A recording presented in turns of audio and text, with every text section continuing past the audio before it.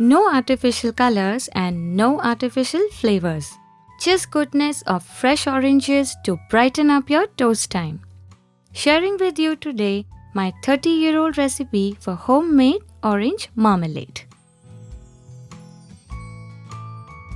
For a 500 grams jar of marmalade, I am taking 7 washed Kinu oranges.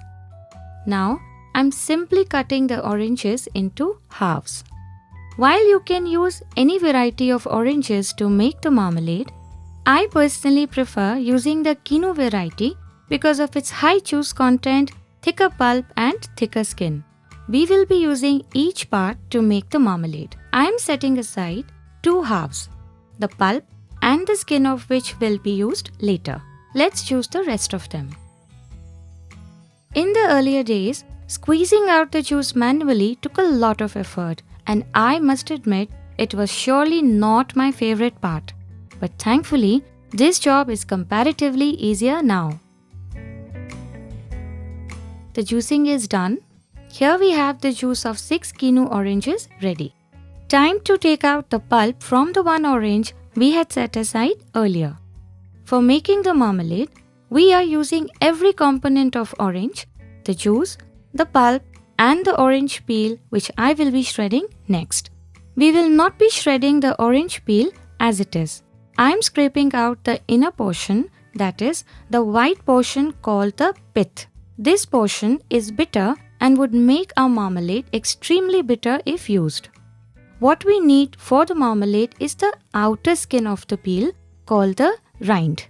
This rind is full of fresh orange flavor and fragrance, making this an important component of our marmalade. I am shredding the rind into thin sticks. They bring a nice bite, giving a beautiful chunky texture that makes marmalade a people's favorite. Time to cook the orange marmalade from the orange juice, orange pulp and chopped orange rind. In a deep, heavy-bottomed pan, I am taking the orange juice, the chopped orange pulp and the chopped orange rind.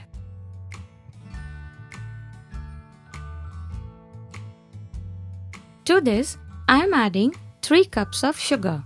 Here, sugar is not only for imparting sweetness, it also acts as a natural preservative and aids in gelling. I am switching on the flame and we will let this cook on medium flame. After 5 minutes of cooking, you will see the mixture turning even more liquid than before because of the melting sugar. At this stage, I am adding the juice of half a lemon to the mixture. As the mixture will boil, it will turn frothy and rise higher. Now you see why using a deep pan to make the marmalade is so important? It will take around 40 minutes for this mixture to turn into a gel-like marmalade consistency. Stir every 5 minutes to keep away the mixture from sticking to the bottom of the pan. Gradually, you will see the consistency getting thicker than before and the level of mixture reducing. I am sure you can imagine how beautiful my kitchen smells right now. It has been 40 minutes.